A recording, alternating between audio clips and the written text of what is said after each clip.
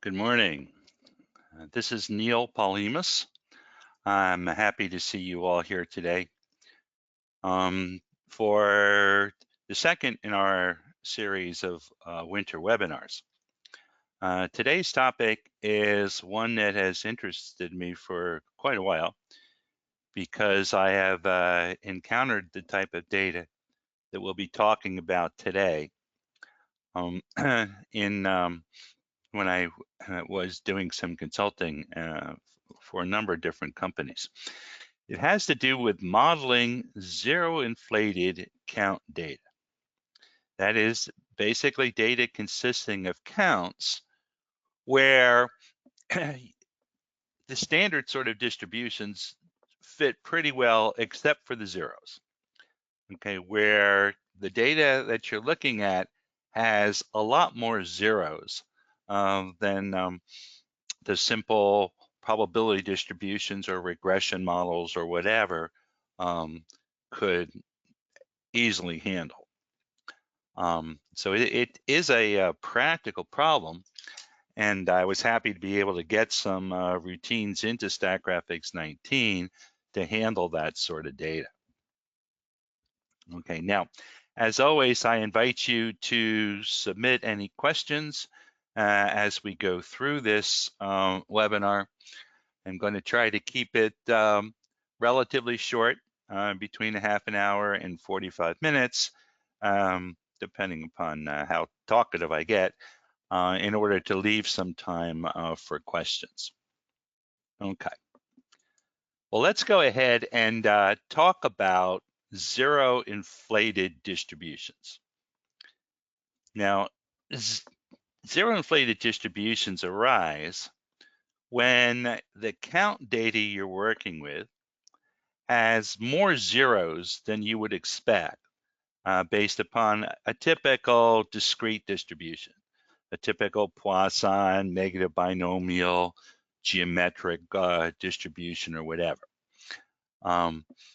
So what you need to do is you need to add something to those distributions to account for these excess zeros.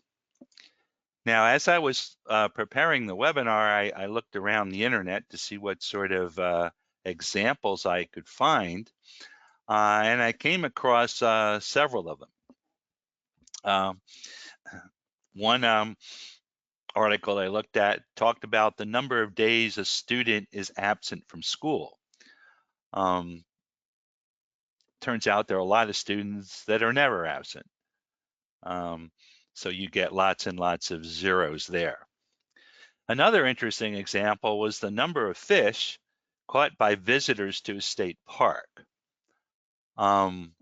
The excess zeros arise there because not everybody who goes to the state park goes fishing. There are some who go fishing and don't catch any fish.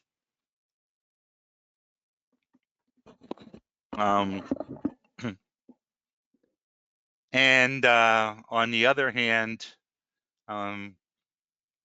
there are people that don't fish at all.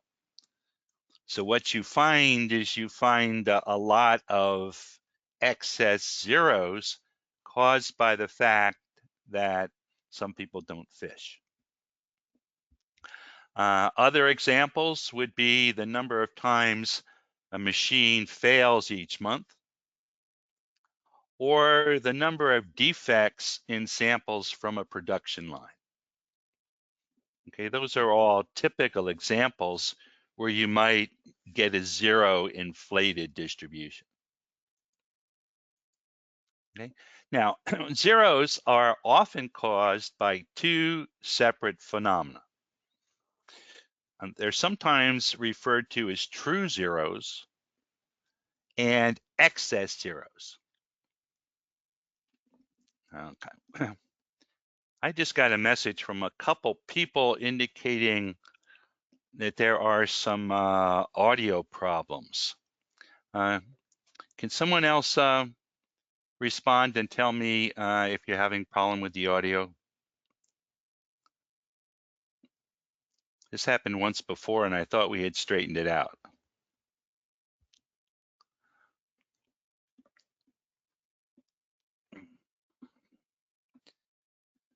Okay. All right. Now it's indicating that that everything is good. Okay.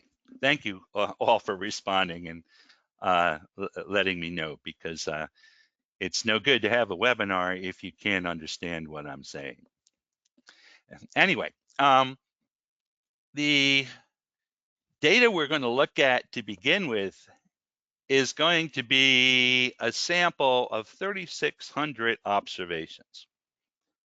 In this particular sample data with 3,600 observations, we take samples and we count the number of defects in the sample. So we might go out, for example, and look at a production lot and count the number of defective items. This is a simple histogram of that particular data. And you can see that of the 3,600 samples, about 2,700 were zero. They had no defects. There were some with one defect, some a few less with two defects, all the way up to 6 defects, but an awful lot of zeros. Now, what I'd like to do is fit a distribution to this particular data set, right? And the distributions that come to mind are things like Poisson distributions, okay, where the data are typically counts and their integers greater or equal to 0. As you'll see in just a moment, though, a standard Poisson distribution won't fit this data well because of all these excess zeros. So what we want to do is we want to take a little bit more complicated model. And the model that we're going to look at is going to be what's called a zero-inflated Poisson distribution. Now, there are two parts to the zero-inflated Poisson distribution. There's the standard Poisson part, lambda to the y e to the minus lambda over y factorial. That would be your standard Poisson distribution. But what we're going to do is we're going to use that Poisson distribution and weight it by 1 minus alpha. So in general, the probability for y will be 1 minus alpha times that Poisson probability. But the probability for 0 is 1 minus alpha times the Poisson probability plus an extra alpha. Now that extra alpha, it represents the probability of getting an excess 0. Okay. Lambda, on the other hand, is typically called the conditional mean. That would be the mean of the distribution excluding the excess zeros. Okay, so there basically are two parameters in this distribution, right? There's the conditional mean, that's the mean of the Poisson part, and then there's this probability of excess zeros. So when we go ahead and fit the distribution, we'll have to estimate both lambda and alpha. All right. Now, to do that, I'm going to go over to Statgraphics, which I have running right about here. And you can see that I've loaded into the data sheet those 3,600 observations, 3,600 counts.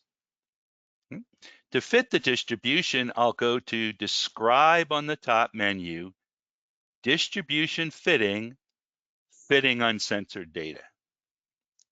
Now the data is in the column called Defects. That's all I need to specify.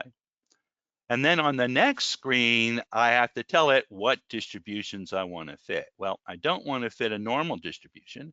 I'd like to fit two distributions. I'd like to fit the Poisson distribution and the zero-inflated Poisson distribution.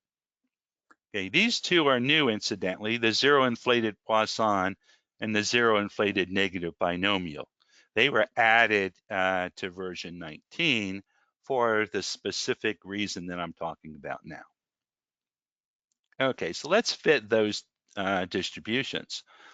Now, in terms of what I'd like to look at, I'm going to want to look at the analysis summary. I'm going to want to look at a goodness of fit test and also a frequency histogram. So let's select that output, press OK, and it's going ahead and fit the distributions. Now, the best thing to look at is this histogram with the estimated probabilities. I hope you can see them. There are blue squares representing the fitted Poisson distribution, and there are red squares representing the zero-inflated distribution, zero-inflated Poisson distribution. And you can notice that the Poisson distribution, the ordinary one, overestimated the number of ones in the data and underestimated the number of zeros. The zero-inflated Poisson matches the data much better. You can see it gives a higher estimate for the probability of 0 and a lower estimate for the probability of 1. Okay, now back on the analysis summary, you can see the parameters of the fitted distribution. If I fit a standard Poisson distribution, I get a mean of 0.4. If I fit a zero-inflated Poisson distribution, I get a conditional mean, that's lambda, of about 0.98, and a probability of a structural zero, that's what I've been calling it, x says 0, that's alpha, of about 0.58. Okay, so we've got two parameters, basically an extra parameter alpha to handle those excess zeros. Now, if you want to know how well the distribution fits, you can come down here and look at the goodness of fit tests. Well, it's set up by default, I see, to run a Kolmogorov-Smirnov test. That doesn't work for a discrete distribution. So let me push the right mouse button. Let me go to pane options. And instead of a Kolmogorov-Smirnov, let's ask for a chi-square test. That's better. A chi-square test will work very well on a discrete distribution. And the way the chi-square test works is there's a p-value. Any p below 0.05 indicates a failure to fit at the 5% significance level. So the goodness of fit test here definitely suggests that the Poisson distribution doesn't come close to doing a good job, whereas the zero-inflated Poisson distribution is actually adequate. That's well above 0.05.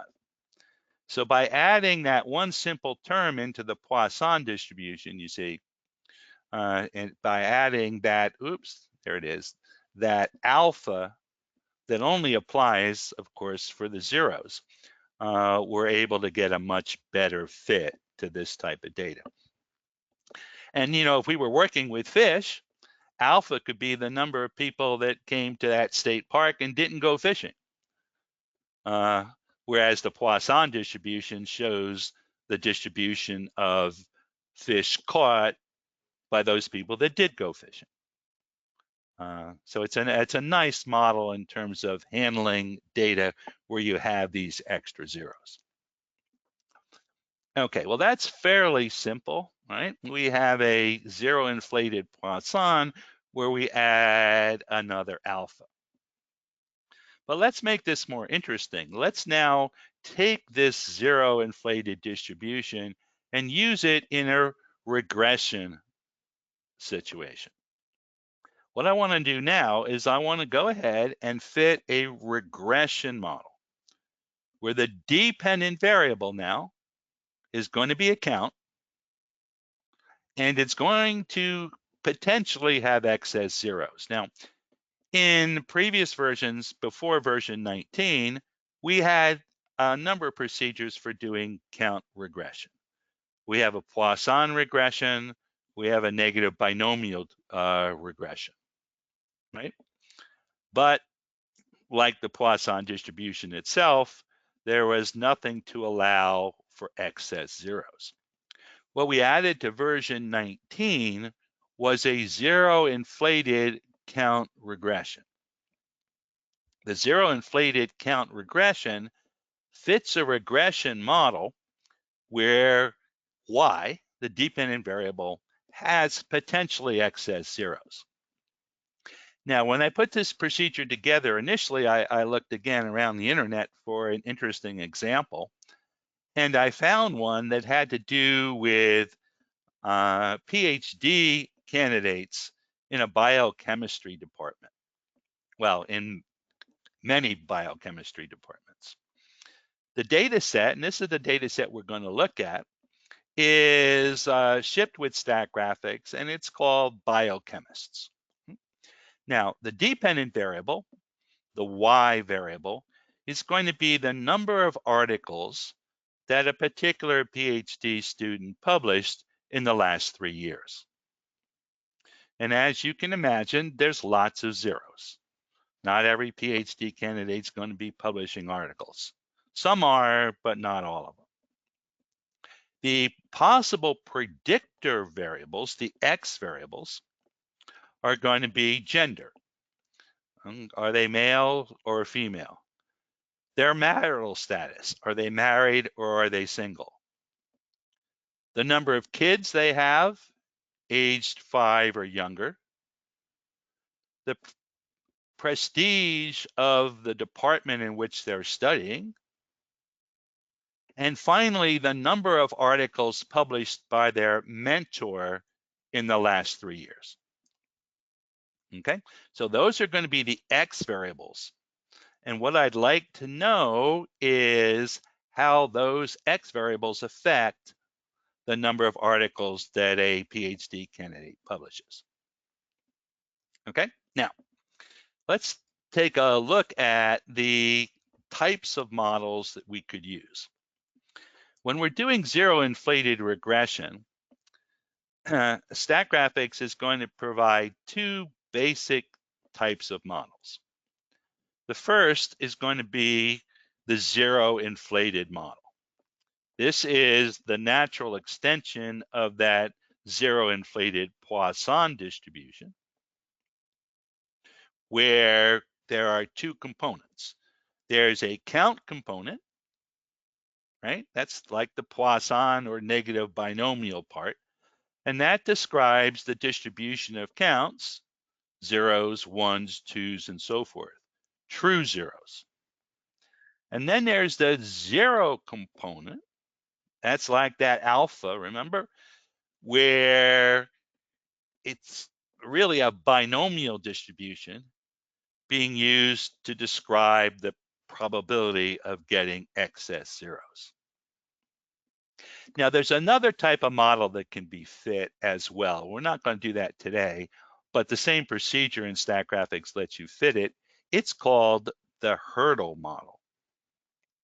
Now, in the hurdle model, the Poisson or negative binomial distribution is used to model only the positive counts. That is counts 1, 2, 3, and so forth. Whereas another binomial or centered Poisson or negative binomial distribution is used to model all of the zeros, both the true zeros and the excess zeros. So in fact, the count component is a zero truncated Poisson negative binomial. Basically, you fit a Poisson, get rid of the zero term, and let the zero component model all the zeros. Okay, it's another form of a model that's used. We're going to concentrate on the most intuitive, at least to me, and that's the zero-inflated model. Now, if we do zero-inflated Poisson regression, we have to somehow link the X variables to the parameters of that Poisson or zero-inflated Poisson distribution. And it's typically done in the following fashion. You start for the count component. right? That's the Poisson part of the model. And you use a log linear link function to link the x variables, the predictor variables, to the log of lambda. Now, the reason that the x's are typically used to predict the log of that conditional Poisson mean is we need that mean to not be negative. Okay, if we just use a linear model, we could potentially get estimates, negative estimates for the mean, and that doesn't make any sense. But by using a log linear function, we can ensure that we only get positive estimates for the mean. Now, for the excess zeros, the model for alpha, we want to use a logit function. Here you see a logit function where the x variables are related through the logit transformation to alpha. That ensures that alpha is somewhere between 0 and 1. The logit transformation results in a number somewhere between 0 and 1. And again, for that probability, we want to be sure that it's constrained to be between 0 and 1. Any other estimates are not going to make any sense. Okay, now, you'll see in just a moment that there are other link functions that you could use, but the most common link functions are the log linear for the count component and the logit for the excess zeros. Okay, now let's go back to Statgraphics and see how this works. There it is. Let me close off what we were doing. Okay, and go get that biochemistry data. There it is, biochemists. Okay, so now I've loaded the data into my data sheet. You'll find the zero-inflated regression under interfaces. It's under interfaces because we use our interface to R to run the procedure.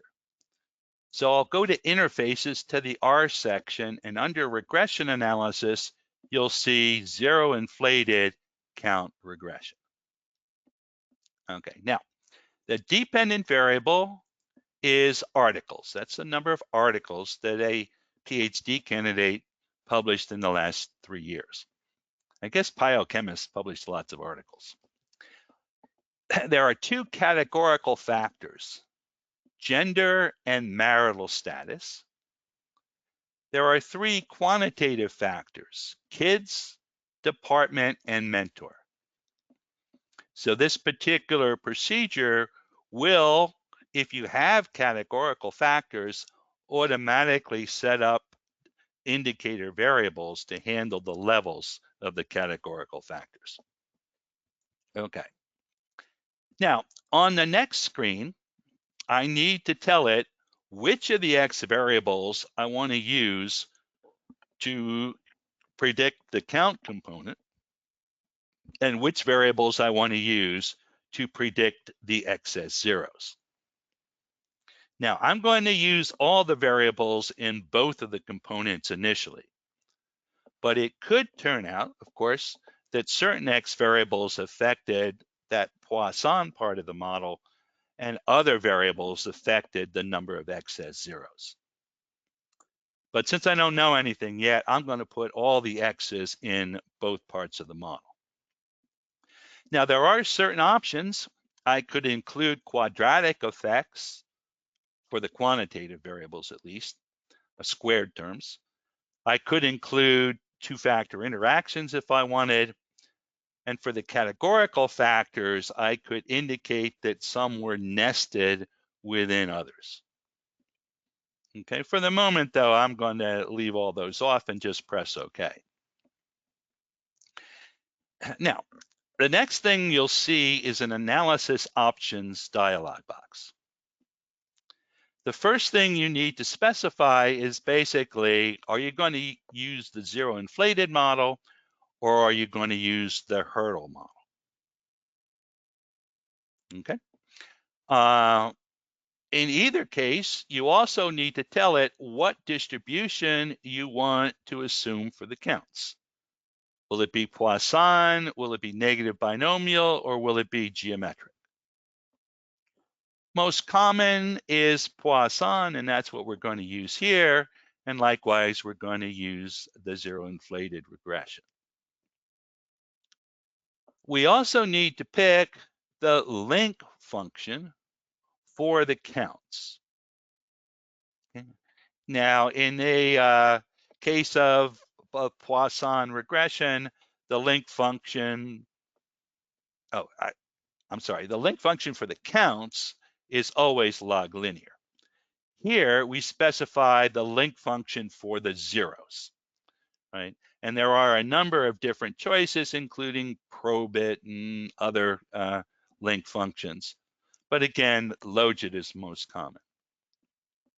Now, if I was using the hurdle model, I'd also have to specify the distribution I wanted to assume for those x as zeros. In the case of the zero-inflated, it's always going to be assumed to be binomial. It's just that single alpha that needs to be estimated. Okay. Now, I have a number of other choices here about how to do the optimization. It's going to be running some sort of numerical maximum likelihood estimation to estimate all the model parameters. I've taken the most common and made it the default. If for some reason that didn't work, you could try one of the other procedures. Now, a couple other things I am going to ask for. There are two diagnostics down here that are quite useful. One says we'd like to compare our results to a null model. That would be a model with no x's. Okay. Basically, it will tell us whether we're picking up any significant relationship or not. And second, it's useful to compare the results we get to a model without zero inflation, a standard count regression. And it's going to run likelihood ratio tests to do those two. All right. So let me go ahead and press OK. And now it's going to ask me what I want to plot, what sort of output I want. And I think I'll take an analysis summary, predictions, and the first 4 plots. Let's go ahead, press OK. And now what Statgraphics is going to do, and already did, was write a script for R to run, send it to R with the data, and pull back the results from R. Okay. Now, we're going to look at all of these different sections. The first thing I'm going to do is look at the analysis summary up here. Okay. This is the actual output from R. I think you can probably see it doesn't look like Statgraphics output, but it's fairly simple to read. First off, there is a section right in here that gives the estimated coefficients for the count model. Then there's a section here that has the estimated coefficients for the zero inflation model. Now, to the right-hand side of the table, you'll see some asterisks. These asterisks indicate the level of significance associated with each term. And it's using the standard coding that R likes to use. It's using 3 stars if you're significant at the 0.1% level. 2 stars if you're significant at 1%, 1 star if you're significant at 5%, a dot if you're significant at 10%, and nothing if you're not. You can also, of course, look at the p-values yourself and judge whether they're below 0.01 or 0.05 or whatever. Okay. You can see in this particular case that gender is quite significant. Marital status is not. Number of kids is. Quality of the department is not, and mentor is. That's with respect to the counts. With respect to the zero inflation model, the only variable that seems at all interesting is mentor. So before we actually look at the output, let me go back to my data input screen, to my model screen. And let me take department away from the count component. And let me take everything except mentor away from the zero inflated component.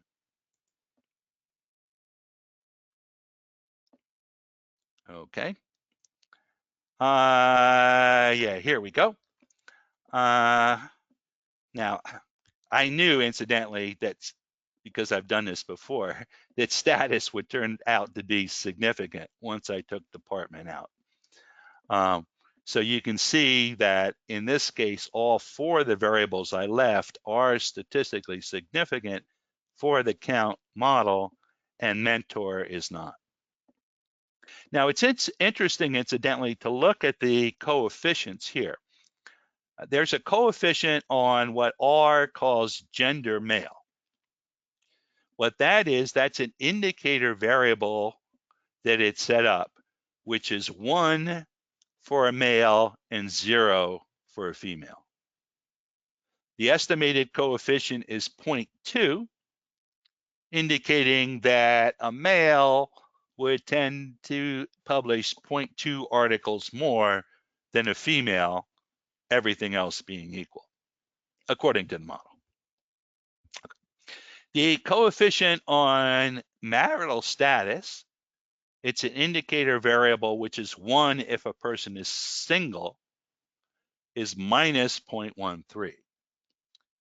That means that there's a negative effect of being single. Single students tend to publish less than married students. The coefficient on number of kids is negative. The more kids you have, the less articles you publish. And the coefficient on mentor is positive. If your mentor publishes a lot of articles, you're more likely to publish more articles yourself. With respect to the zero inflation model, you can see that the only significant factor, I took everything else out, is mentor. Now, this is basically the part of the model that predicts alpha, that predicts the excess zeros, or in the probability of an excess zero. And you can see that it says the more articles your mentor publishes, the less likely it is that we'll see an excess zero in the model.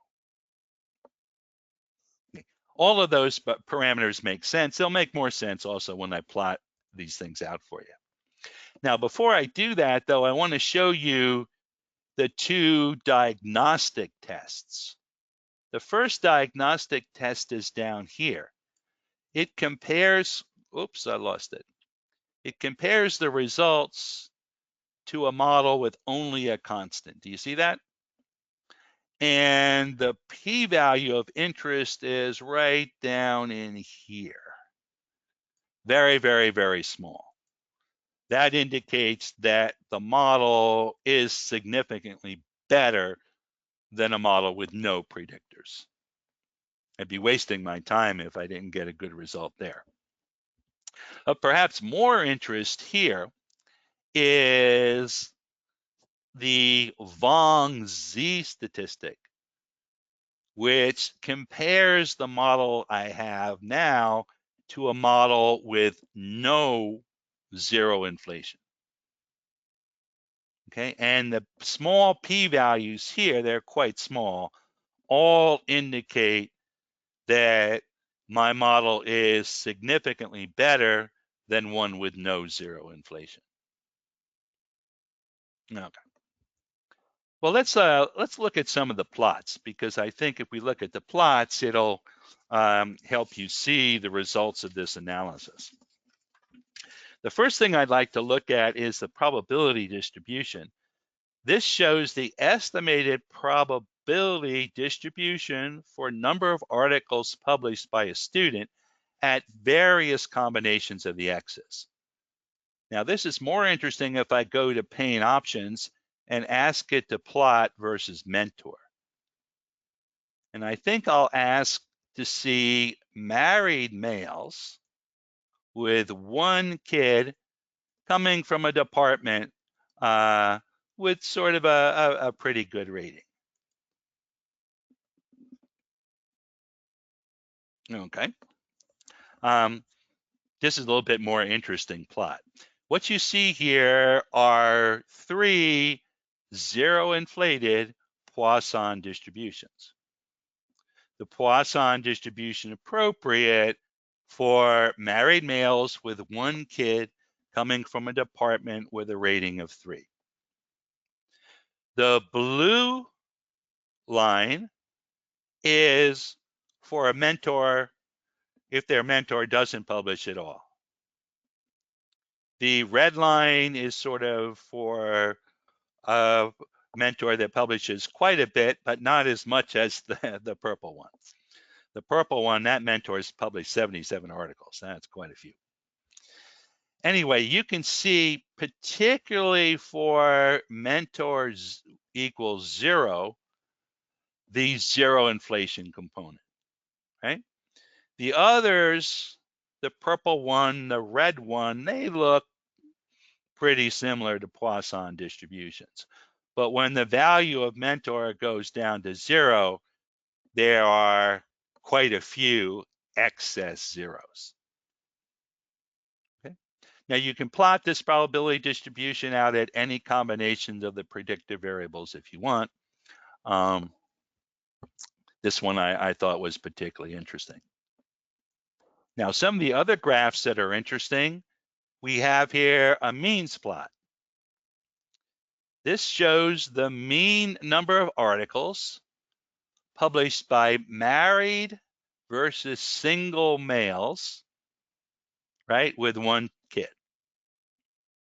Okay, and it turns out that, as we indicated when we looked at the coefficients, married students tend to publish a little more than single students. And you can see the strong effect of mentor. Now, the means plot gives you the unconditional mean. That's including the excess zeros. Okay, we can look instead, if we wanted to, at the count component. This is the conditional mean. This excludes the excess zeros. Not much different in the shape of the function here. If you compared it to the one I just showed you, though, these curves are a little higher. If you take just the count component, you can see that it's pretty much the same shape. And you can also, if you want, plot the zero component.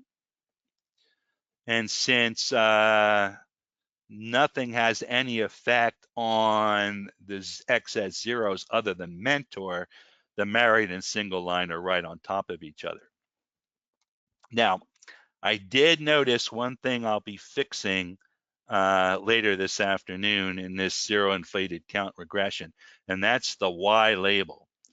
The Y label over here says articles. Actually, what it's plotting is alpha. It's plotting that probability. So I'm going to put out a new build here later this week, and I'll be changing the label here to say probability, which is what it should say. Okay. Now, the one other thing you might like to do, given the fact that you have fit the data, is to make some predictions. Okay, we can make predictions from our model for each of the rows in the data sheet, or if we want, just for the rows with missing values. It turns out that in our data sheet, if you go all the way down to to the bottom, and I better use my scroll bar here. There's quite a few of these. Go down to the bottom. You'll see in the very last row, whoops, I went past too far now. There it is. I added a row with no value for the Y, with articles left blank. Okay. The way Statgraphics in its multiple regression procedures lets you make predictions is it lets you add additional rows to your data sheet, putting in all the X values, but leaving the Y value blank. So here you see, I've added a row. I said, let's consider a female who's married with 2 kids in a department rated 3.5 and a mentor who's published 6 articles in the last 3 years. What do I predict for this particular graduate student? Well, I predict 1.1 articles. That's the fitted value. That includes both the count component and the excess zeros. The count component itself, the prediction is 1.36, but there's a 0.19 probability of an extra zero. Okay, so it's a quite useful model, I think, this zero-inflated model. Okay, well, that's what I wanted to show you today. I'm trying to keep my webinars a little more targeted this year than they have been in the past. So they're going to be really looking at particular topics like this. If you're interested in reading more about zero-inflated regression, that data set I just looked at, the biochemist data set, comes from an article by Long called The Origins of Sex Differences in Science. You can find that on the internet if you search for that. The actual calculations of the zero-inflated regression is done using 2 R packages, MASS and PSCL. The distribution fitting is entirely Statgraphics, but the zero-inflated regression links to those 2 particular packages. Okay. Now, before the day is out, I will post these slides, the sample data, and the recorded webinar at www.statgraphics.com/webinars. So if you go there, if you're interested in trying the data yourself, that'll be posted later. There will be a new build of version 19 put up later this week. You saw that one label that I need to change. Other than that, there really hasn't been much to be changed. Okay, I'm going to now look at some questions, and I have 2 questions. They're going to turn out to be more like suggestions, I think. But suggestions are always helpful too. First question: is it possible to do a stepwise zip regression? Not at the moment. I mean, I essentially did a manual stepwise by going in. Well, I didn't show it to you. I took one variable out at a time when I was trying to figure out what a good model was. It would be nice if, as in some of the other procedures like the GLM procedure and multiple regression, we could do a stepwise fit. I guess that's going to go on the enhancement list. Also, this is an interesting one. Can we use zero-inflated Poisson distributions in our control charts?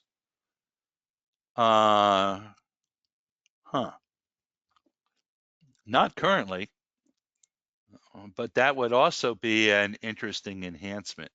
A zero-inflated distribution like in a C chart C-chart normally just assumes that you have a simple Poisson with a simple mean. I have to think about that. That'd be an interesting enhancement. A C-chart based on zero-inflated Poisson data. Huh. All right, any other questions? Those are the only two questions I saw. I'll give you a moment here if you have another question to ask. Again, I'll post this data so you can try it yourself.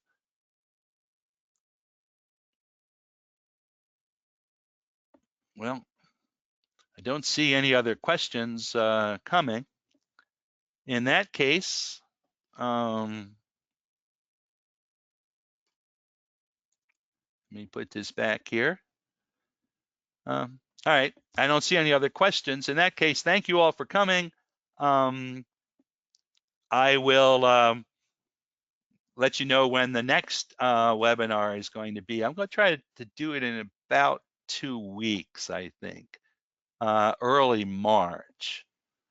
I haven't thought of what the topic is. So if incidentally, if you do have an idea of what you'd like to hear, send me an email, neil@statgraphics.com, and I'll consider your suggestion for the next one. Thank you. Have a good day.